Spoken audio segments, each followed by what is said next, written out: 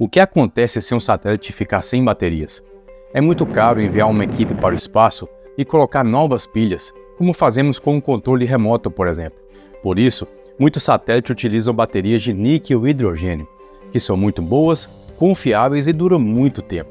Essas baterias podem durar décadas, o que é ótimo para armazenar energia em grande escala e impulsionar as energias renováveis aqui na Terra. E é por isso que a empresa americana NVNew está estudando as baterias de níquel e hidrogênio como uma próxima grande inovação tecnológica em armazenamento de energia. Mas se já temos baterias fortes e poderosas suficientes para espaçonaves, por que ainda não utilizamos aqui na Terra?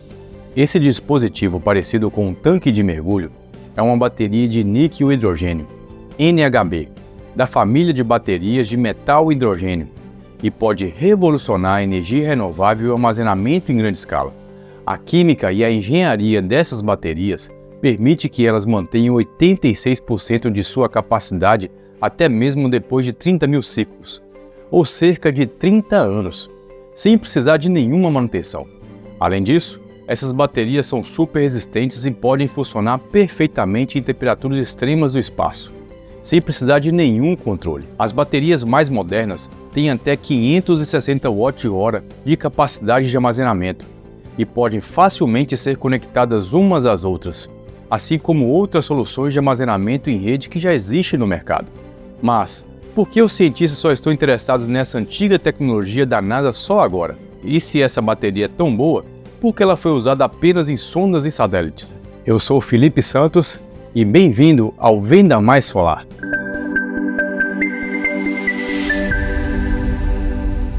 At Cape Canaveral, another probe into space. Target, the Moon. A 52-ton multi-stage rocket combining elements of the Thor ICBM and the Vanguard is ready for firing. Nos anos 70, no auge da corrida espacial entre a União Soviética e os Estados Unidos, foi fundada uma subdivisão da NASA, a CONSAT Laboratories, que era encarregada de desenvolver as comunicações via satélite para o governo americano. Eles começaram a experimentar baterias de níquel e hidrogênio, combinando as melhores partes das baterias de metal e hidrogênio e das células de combustível, já que as células de energia de níquel-cádmio e células de combustível de hidrogênio e oxigênio já eram tecnologias de baterias comprovadas na indústria aeroespacial da época. O resultado foi um protótipo de bateria incrivelmente duradouro, denso em energia e de baixa manutenção, ideal para uso em satélites.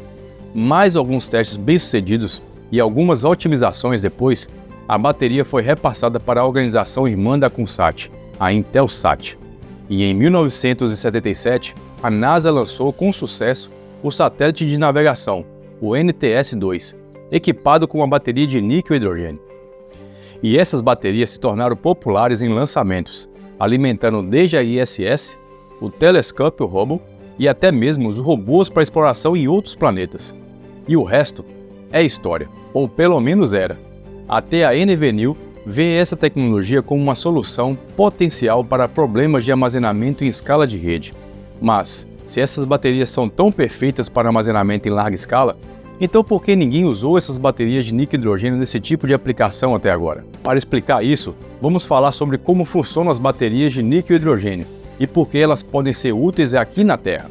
A bateria de níquel e hidrogênio combina o eletrodo positivo de níquel de uma bateria de níquel-cádmio e o eletrodo negativo de uma célula de combustível de hidrogênio. O ingrediente secreto é o gás hidrogênio, altamente pressurizado, e é uma pressão muito alta, geralmente entre 500 a 1500 PSI. Para comparação, os pneus do seu carro devem estar calibrados com apenas 33 PSI. Mas realmente é necessário uma pressão tão alta? Sim.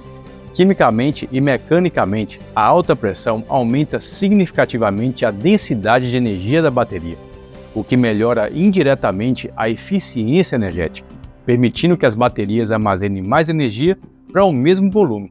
Sem entrar muito a fundo na química, pressão mais alta significa mais gás hidrogênio, e mais gás hidrogênio significa maior facilidade para a reação química ocorrer. O eletrodo é uma estrutura porosa, portanto, uma pressão mais alta significa que a solução de hidrogênio espreme melhor os poros no eletrodo, para realizar a reação química necessária para a produção de energia. Isso é altamente desejável, porque quando se trata de bateria, A densidade geralmente é o fator mais importante. Queremos ser capazes de armazenar a maior quantidade de energia no menor espaço possível. Assim, ao pressurizar o hidrogênio, tornamos a bateria energeticamente mais densa e com menor volume. Ainda assim, não sei se eu gostaria de ter algo tão pressurizado no meu carro ou telefone. Não que uma bateria do tamanho e formato de um tanque de mergulho pudesse caber no meu telefone, mas vai saber. Apesar de toda essa conversa sobre densidade, as baterias de níquel e hidrogênio ainda têm apenas cerca de 140 Wh por quilo. Portanto, não são tão energeticamente densas quanto as baterias de íon-lítio, com cerca de 260 Wh por quilograma. É exatamente por isso que o íon-lítio está começando a eliminar as baterias de níquel e hidrogênio do setor aeroespacial. Mas já para aplicações em larga escala, como é o caso de usinas solares e eólica, espaço não é um grande problema. Um sistema utilizado para armazenar a energia de uma usina solar, por exemplo, não se importa muito com a densidade energética e pode se beneficiar de outras vantagens desse tipo de solução de armazenamento. O íon-lítio é sensível à temperatura e gosta de ficar em faixas de temperatura ambiente. Já o níquel e hidrogênio, por outro lado, pode lidar com as temperaturas extremas de Marte e do espaço.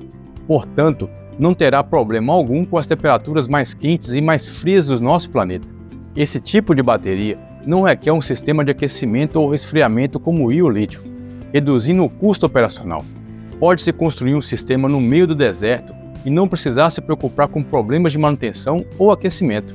Também não precisa se preocupar com o risco de superaquecimento ou explosão, como acontece com as baterias de íon-lítio.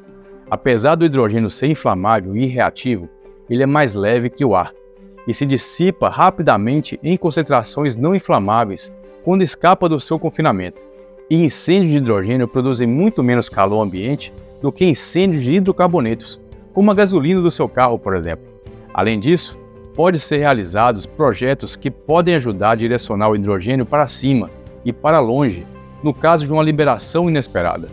Isso não diminui a preocupação com incêndio, mas o gerenciamento seguro do hidrogênio é absolutamente possível. A outra grande preocupação de segurança é a alta pressurização do gás hidrogênio. Embora pareça que essas baterias possam explodir como um tanque de mergulho no filme Tubarão, esse não é o caso. Nos testes, a Enevenil perfurou as baterias com pregos e até mesmo uma variedade de armas de fogo. E mesmo assim, não foi observado nenhuma explosão, nenhum incêndio e nenhum material foi ejetado da bateria, nem mesmo as balas. Além disso, durante esses testes, as temperaturas da superfície da célula chegou a razoáveis 44 graus Celsius, e tanto a pressão quanto a tensão se dissiparam assim que a bateria foi perfurada. Portanto, sem a explosão, o hidrogênio se dissipou com segurança, e nem o calor e nem a eletricidade puderam iniciar um incêndio. Isso também aconteceu em um teste da NASA de 2017, mostrando que mesmo no caso de um impacto de um meteorito, as baterias de níquel e hidrogênio da NASA não romperam catastroficamente ou experimentaram algum evento térmico incomum. Devo também mencionar que nesse tipo de bateria não há formação de detritos no ânodo. Os detritos são estruturas metálicas minúsculas e pontiagudas que se acumulam no ânodo de uma bateria durante o seu carregamento. Ciclos de cargas repetidos podem fazer com que os detritos cresçam, eventualmente causando curtos-circuitos que podem levar a incêndios ou até outras falhas da bateria. Como resultado, eles são um importante fator limitante quando se trata da vida útil das baterias, especialmente as sempre populares baterias de íon-lítio, mas não se formam em baterias de níquel e hidrogênio. Essa é uma grande parte da razão pela qual a NASA e a Enevenil chamam essas baterias de baixa manutenção, ou praticamente livres de manutenção. A baixa manutenção é importante, pois sua pressurização acima mencionada requer uma vedação hermética da cápsula. Em outras palavras, abrir uma para algum tipo de reparo rápido simplesmente não é uma opção nesse caso. E ao contrário da maioria de outras baterias, ela basicamente é hidrogênio e água, ou seja, praticamente não tóxico. Sempre bom quando estamos tentando ser mais ecológicos, não é mesmo? A simplicidade da reação química e a falta de partes móveis também significa que essa bateria é muito fácil de fabricar. A Enevenil afirma que sua versão requer apenas cerca de 20 componentes exclusivos. O hidrogênio é notoriamente o elemento mais abundante em todo o nosso universo, e o níquel é bastante abundante em todos os principais continentes do mundo. Isso facilita a cadeia de suprimentos e os custos da bateria de níquel e hidrogênio em comparação com outras tecnologias de bateria. Apesar do valor do níquel ter subido 250% em 2022, foi apenas por alguns dias, mas ainda assim forçou uma parada inesperada das negociações. E isso pode acontecer novamente apesar de sua abundância. No entanto, as baterias da NVNU podem durar 30 mil ciclos, ou cerca de 30 anos de uso diário. E uma bateria de longa duração significa menos baterias que serão jogadas fora ou precisarão ser recicladas. Além disso, quando chegar a hora, a NVNU afirma que sua bateria é quase 100% reciclável. Grande parte dos custos das usinas solares vem da manutenção, até um terço do valor total. Portanto, essa característica das NHBs de instalar e esquecer será uma grande economia de custos operacionais para instalações de armazenamento para energias renováveis, o que é bom, mas todo esse benefício não vem de graça. Talvez para utilizar em satélites espiões e sondas espaciais, as baterias de níquel e hidrogênio não sejam os dispositivos mais caros do projeto, mas para aplicação em larga escala no armazenamento de energia, o custo impacta tanto que é a principal razão pela qual não usamos muito essa tecnologia aqui na Terra hoje. O grande limitante para essas baterias ainda é financeiro, e não tecnológico. Apesar de possíveis economias no custo devido à falta de manutenção, a utilização de elementos nobres e escassos como níquel, platina e paládio faz com que essas baterias ainda necessitem de um investimento inicial muito alto em comparação a outras opções do mercado. Se você já teve a infelicidade de ter que comprar um catalisador novo para o seu carro, provavelmente está muito familiarizado com o preço desses materiais. Mas a NVNU acredita que encontrou a maneira de tornar as baterias NHB não apenas mais baratas, mas também competitiva com as baterias de íon-lítio que dominam o mercado hoje. A empresa está atacando a questão dos custos em duas frentes. Em primeiro lugar, está usando uma tática muito comum na indústria: a economia de escala e a produção em massa para reduzir o preço. Elas ainda são baterias caras, mas com uma gigafábrica de quase 100 mil metros quadrados, reunindo toneladas delas, a tendência é uma redução brusca no preço de produção com relação à produção sob medida realizada anteriormente. A propósito, essa fábrica está quase pronta. Ela entrará na fase de produção no primeiro trimestre de 2024. Além disso, a NVNU já assinou 805 MWh em pedidos. E para você ter uma ideia de como essa tecnologia é promissora, a empresa Vedanta, sediada aqui no Brasil, acaba de fechar um contrato de aquisição de 525 MWh com a NVNU. O contrato prevê o fornecimento escalonado dessas baterias até 2026, e a Vedanta utilizará o sistema de armazenamento da NVNU para atender a crescente demanda do Brasil por energia limpa. Poucos na indústria de baterias podem se orgulhar de histórias de sucesso semelhantes antes mesmo de iniciar a produção. Mas, novamente, as baterias de níquel e hidrogênio são uma tecnologia comprovada que existe há anos. Portanto, não é uma aposta arriscada se o preço for justo. A produção em massa e a padronização realmente reduz o preço das partes mais caras do processo de produção. Mas essa produção em larga escala sozinha tornará as baterias de níquel e hidrogênio competitivas em custo com as baterias de lítio? Eu acho que não, mas para a utilização em grande escala, o lítio não oferece grandes benefícios, e esses caras aqui sim. Em teoria, isso tornará os custos das baterias de níquel e hidrogênio competitivos em escala de rede, que é exatamente onde mais precisamos delas. Mas as linhas de montagem e a padronização da produção só podem reduzir os custos até um certo ponto, devido ao uso de componentes caros na fabricação. O hidrogênio, embora abundante, deve ser separado de outros componentes antes de ser utilizado. Há várias maneiras de fazer isso, mas os métodos menos caros também são os menos ecológicos. E ainda há o problema da utilização da platina e do paládio, que são muito caros, além de serem componentes chaves nessas baterias. No momento em que estou gravando esse vídeo, a platina está em torno de $35 o grama, e o paládio em mais de $46 o grama.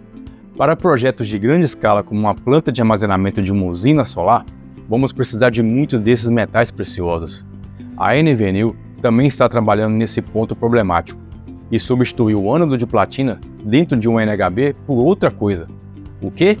Ainda não sabemos, mas há algumas boas pistas sobre isso. Essas informações são confidenciais, mas foram desenvolvidas pelo professor de Ciência de Materiais de Stanford, Dr. In Chuin, A NVNew afirma que o design de Chuí é compatível com a produção em massa, é mais barato que a platina, funciona melhor e torna a bateria muito mais fácil de produzir. E a tecnologia da NVNew foi implementada comercialmente com sucesso em 2022. Pesquisas de Stanford, algumas das quais o professor Chuí está envolvido, demonstraram que substituir o catalisador de platina de uma bateria de níquel e hidrogênio por um catalisador bifuncional de liga de níquel, molibdênio e cobalto pode reduzir o custo para apenas $83 por kWh. Só para se ter uma ideia, um valor considerado razoável para um sistema de armazenamento de energia para a rede elétrica é de $100 por kWh. Então, com essa modificação na tecnologia, já é possível tornar essas baterias comercialmente viáveis. Então, será que esse é o novo catalisador que a NVNew está usando? Novamente, ainda não sabemos ao certo, mas pelo menos prova que catalisadores alternativos mais baratos, como o tipo que a NVNew afirma estar usando, não são apenas teóricos. Então, será que nossos problemas de armazenamento de energia estão resolvidos? Talvez. Ainda há muitas incógnitas nessa equação. Como é uma tecnologia ainda muito nova, precisamos saber se é possível conectar com sucesso essas baterias modernas para formar plantas de armazenamento em grande escala, como afirma a NVNew. Da mesma forma, as empresas de serviços públicos, como são as concessionárias de energia, costumam ser avessas a mudanças, e por boas razões. Enquanto a energia estiver fluindo, seus clientes ficarão satisfeitos, mas qualquer coisa que ameace esse estado de ordem pode causar grandes problemas para elas. Será que essas empresas estão prontas para adotar algo tão fora do comum, mesmo uma comprovada tecnologia espacial? Mas, se essas baterias funcionarem como anunciado e as concessionárias de energia adotarem essa tecnologia, então o maior gargalo da energia renovável pode desaparecer. Uma maneira barata, durável e competitiva para armazenar grandes quantidades de energias renováveis. Esse é o sonho, e graças à NVNew pode estar mais perto do que imaginamos. Se você assistiu esse vídeo até o final, dê o like, compartilhe com quem você gosta e te vejo no próximo vídeo.